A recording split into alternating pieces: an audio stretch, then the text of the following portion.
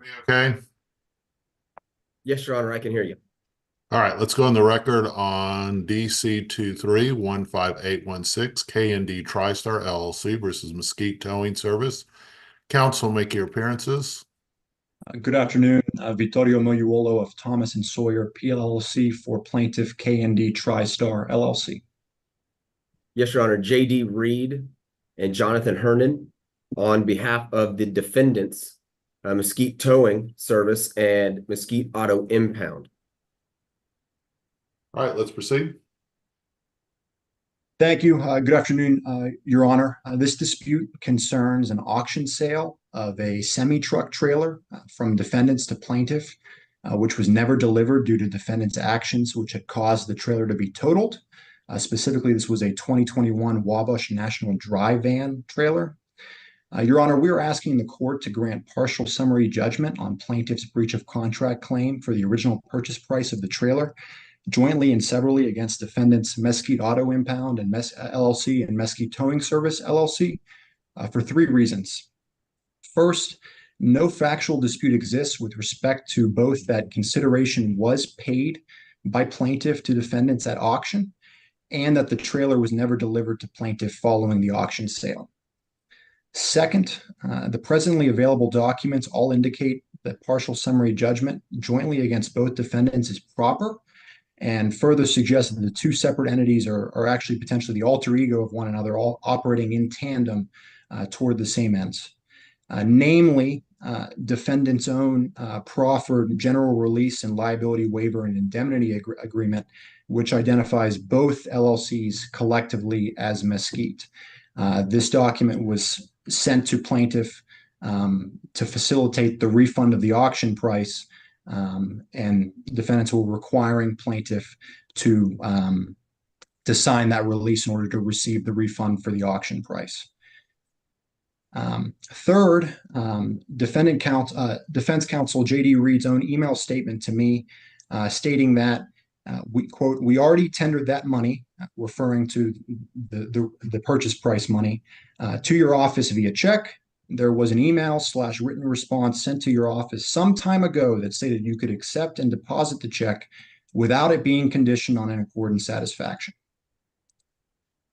Nevertheless, still bringing this motion for these funds. And lastly, with respect to plaintiff's motion for sanctions, defendant's counsel, J.D. Reed, has misled me by stating that, quote, I'm going to tender those funds, again, referring to the purchase auction price funds, into the registry of the court so that there is no argument or dispute related to them later on, end quote. To my knowledge, no funds have been tendered to the court. And contrarily, defendant's counsel appears firmly set in doing everything possible here to delay plaintiff's proper request for a refund of the purchase price, rather than working to resolve this undisputed portion of my client's claims and simplifying the suit.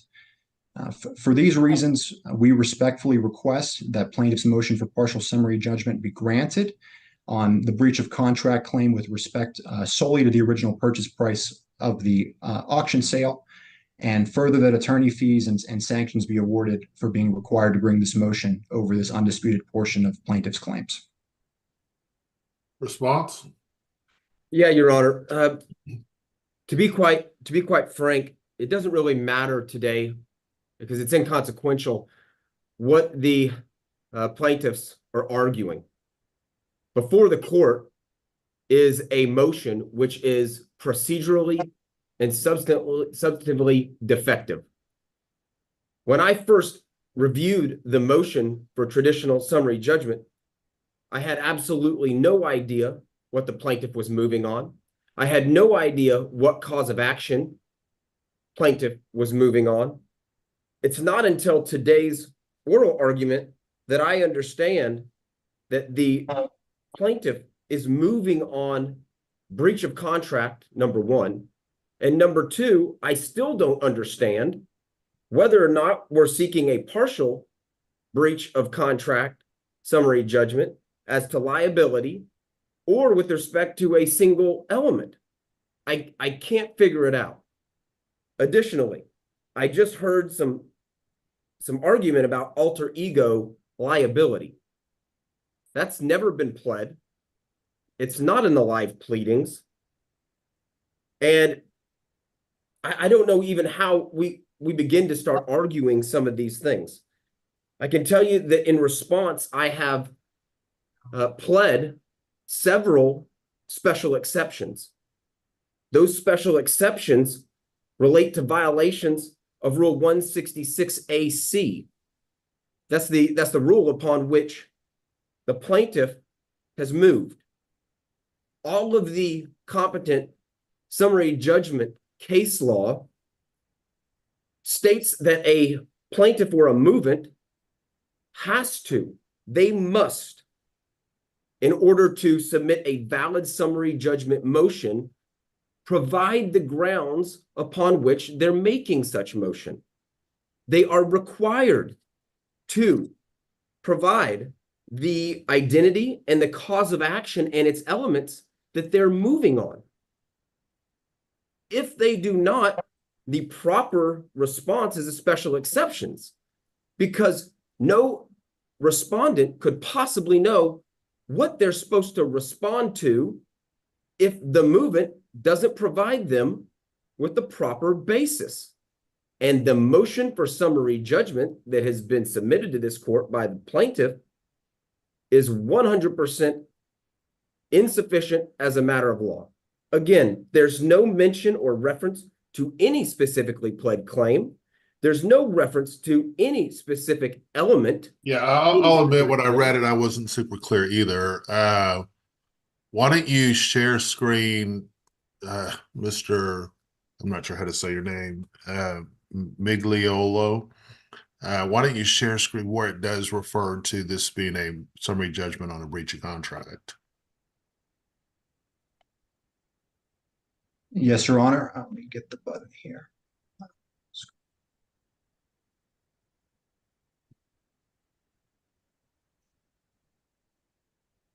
Your Honor, I have the motion here first. I do not believe the proposed order, which is before the court, refers specifically to plaintiff's breach of contract claim. The motion here, I don't know if we're seeing my screen presently. I can see it. We make specific reference to the issue of the original purchase price only. And however, I believe defense counsel is correct that the motion previously does not specify breach of contract. However, the proposed order before the court does. All right. So the summary judgment is denied.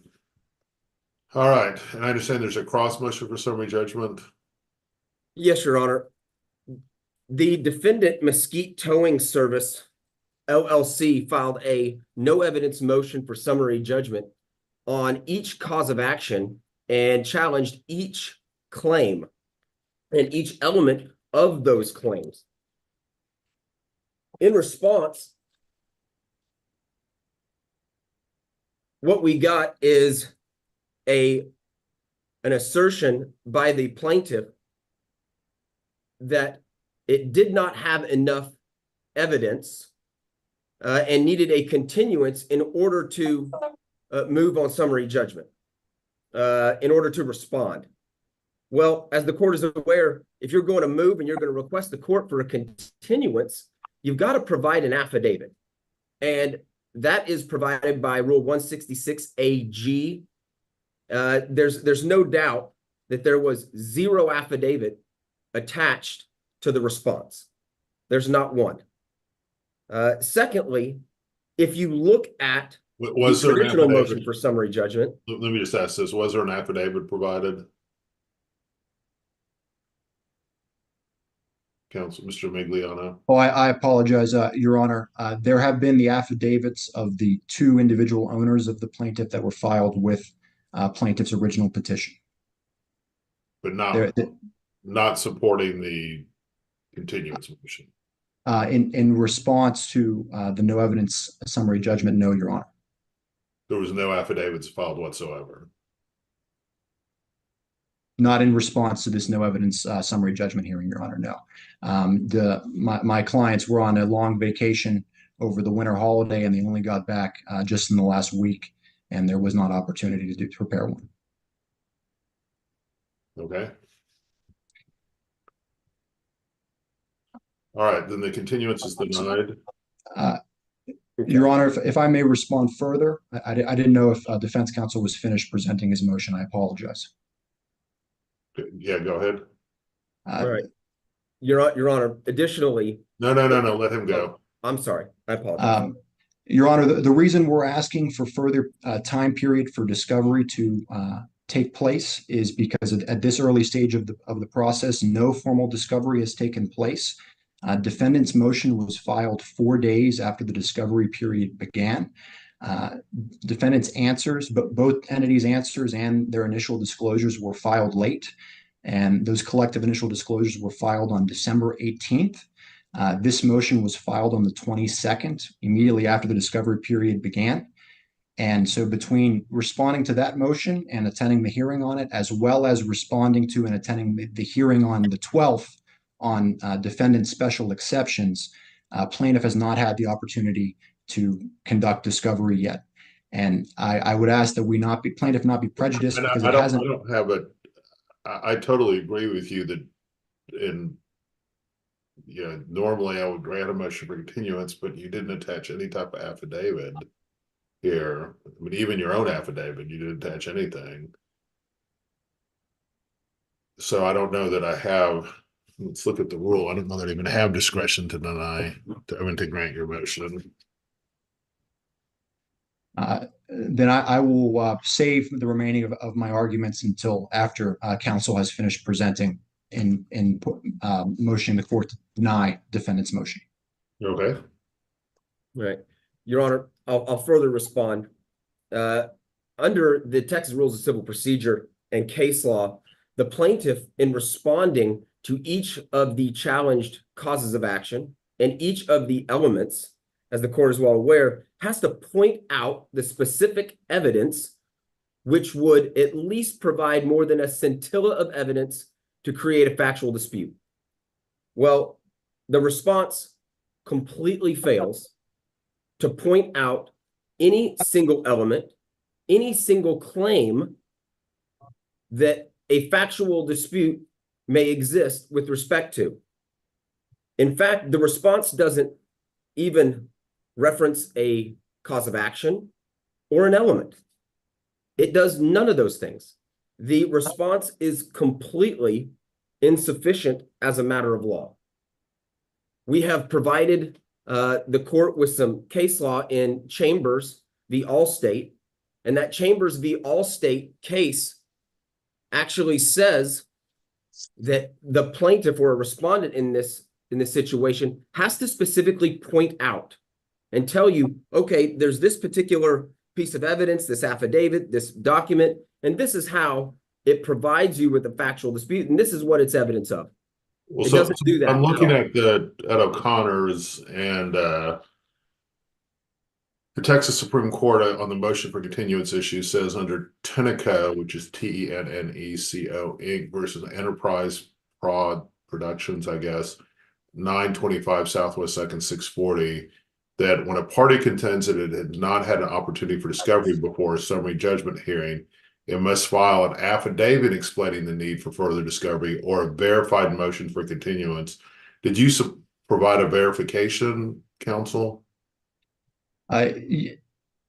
Not with respect to the need for further discovery with respect to some of the summary judgment evidence and the contents of plaintiff's motion, yes. But I would ask the court for leave to submit a further affidavit or verification on the main basis that it would pursue justice given the extremely early time period for this motion.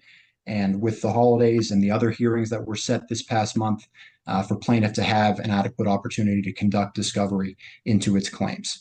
I would further note that this own court's ruling at the January 12th special exceptions hearing required plaintiff to replead with specificity only as to plaintiff's counts 3 and 4 of fraudulent inducement and money had and received, and not with respect to the counts for breach of contract and conversion. Okay, I'm not. How does that impact what we're doing today? It just impacts to the extent that plaintiff has properly pled its claims against defendants based on the presently available information, namely being what was previously discussed, defendants' own proffered general release document, which identified both defendants as Mesquite collectively, which was the decision by the defendants to include Mesquite Towing Service by name at its own volition, and thus involving itself in plaintiff's claims. Okay. I don't know how to respond to that other than to say, Your Honor, with respect to the continuance issue, you just heard plaintiff's counsel tell you that as a matter of law, plaintiff was entitled to summary judgment on its breach of contract cause of action against Mesquite Towing Service. And now in the same breath, they say, well, we need more time for discovery. I don't know how you can make both of those contradicting statements by saying, I've got all the evidence right here to get a summary judgment against this individual, and then at the same hearing say, oh, I need more evidence. I need more discovery. And so I need a continuance. Your Honor, you have it or you don't. I mean, I can't. Your Honor, I don't believe those two positions need reconciling. With respect to plaintiff's breach of contract claim, we believed it was plain and clear with respect to the purchase price at auction.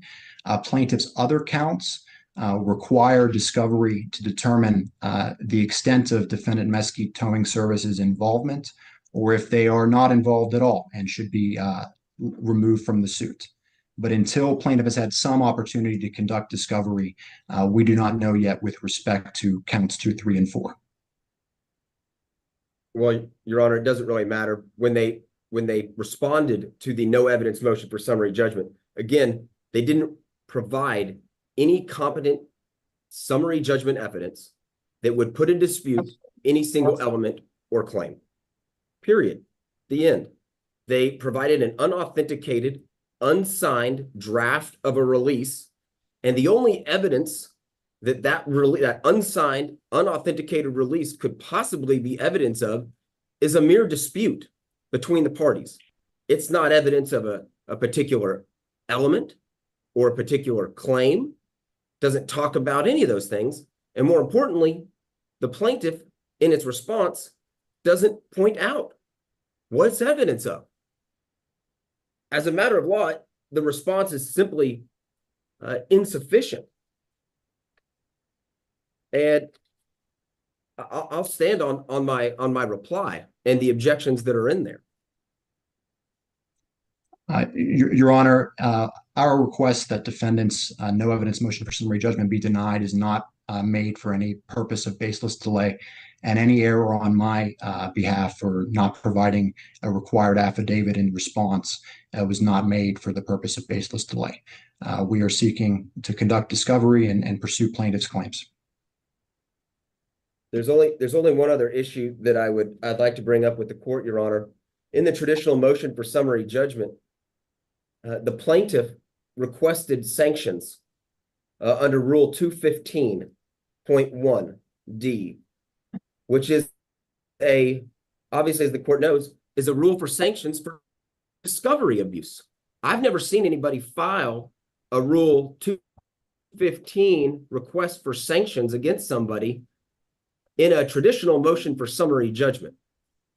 And as the court is also aware, if the court denies the motion for sanctions under 215.1D, then unless the court finds that there are justifiable I'm not considering circumstances. I'm not considering the sanctions, Okay.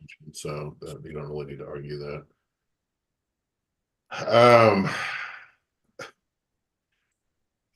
Counsel, I mean, there's some basic things you've got to do with summary judgments.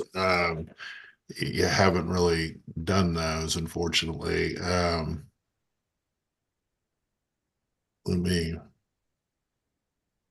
I'd ask for leave of court, Your Honor, in whatever time frame as you see necessary to properly respond. Yeah, there's no basis for a motion for leave at this point in time. I would be completely and utterly, I'm surprised. And I'm obviously prejudiced by any motion for leave that's that's on file right now, because I don't know what even the basis would be legally for asking for additional leave. It's the same thing effectively as a motion for continuance, which you just denied.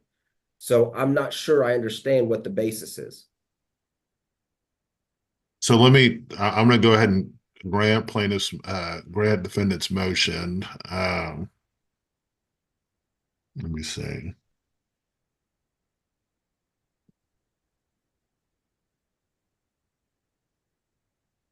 So I see an order here. I'm trying to figure out what this order is. Let me see. This order, was this prepared by you, Mr. Reed? Yes, Your Honor, it was. So what is this exactly? Is it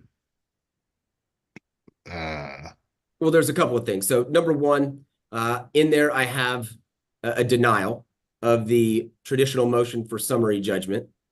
Additionally, in there are the special exceptions. However, the court denied those, so it could interlineate if it chose all of the special exceptions language and just simply deny it. Further, there is were there special exceptions? Weren't those heard at the last hearing? no, these are different. I was specially accepting to the Okay. motion for summary judgment on the a basis that it was vague, on the basis that it was confusing, and that I could not figure out what plaintiff was even moving on. And so what I had to do is I had to guess in my response.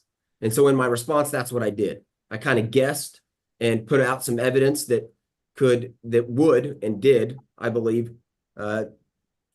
negate and create a fact issue as to just about any claim that they may have been moving on. And then additionally, there's some obviously evidentiary objections in that chart below at the bottom of the page. So I'm looking at this real quick. The affidavit of Darlene Burton. Yes, Your Honor. Can somebody share screen that for me? Yes, Your Honor, I can quickly.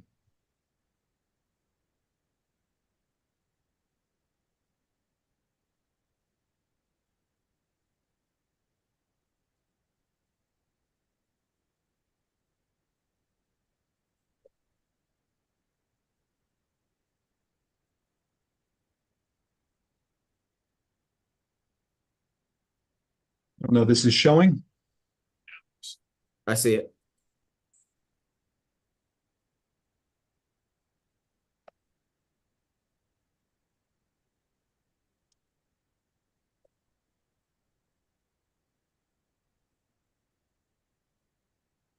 Your Honor, we made a couple of objections here. No, I want to read the rest of it. Okay, I apologize. Go to the next page, please.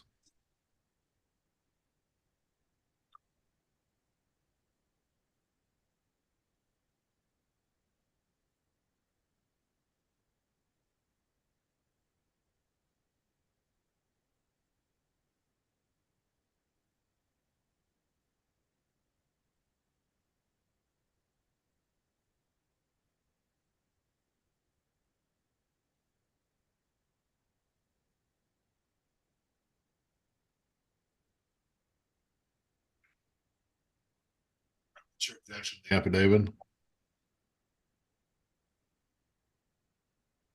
Mr. Reed, what's your objection? Yes, sir. Your Honor, there was no basis for or foundation for her testimony here as it relates to her ability to offer testimony on behalf of K&D TriStar. Additionally, there are several sentences in here that amount to hearsay.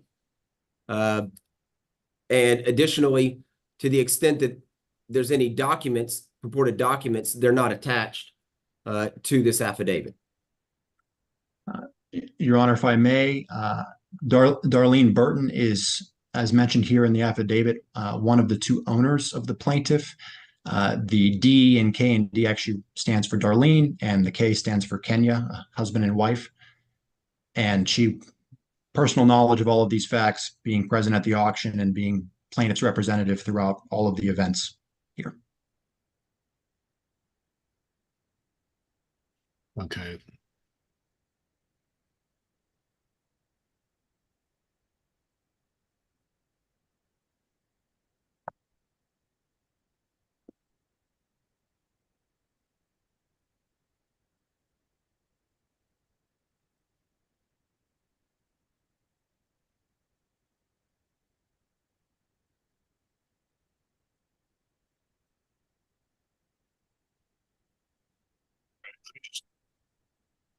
I'm clear on what I'm ruling here. I'm going to deny both sides summary judgments on this. So just give me one. I think I've submitted one of the orders denying the plaintiff's motion, but for the defendants, anyway, just put one omnibus order denying both sides summary judgments. Your Honor, And I thought that you granted the no evidence motion for summary judgment. I've looked at it again. I'm not going to grant that. I think there's a fact issue here. So I'm going to grant both. I'm going to deny both sides summary judgment. I am going to suggest to you, Mr. Miglio, is that they've offered you the 23,000. I think maybe you should take that. It's not a ruling, but anyway, that's just my suggestion. I think that things are not going to go. That's probably your client's best day, but anyway, I don't know why you guys are fighting this much over such a small case. So see if you guys can't work it out, but if you can't, we'll go from there and get me an order that reflects all my rulings. Okay, guys. Thank you, Your Judge. Honor. Thank you, guys.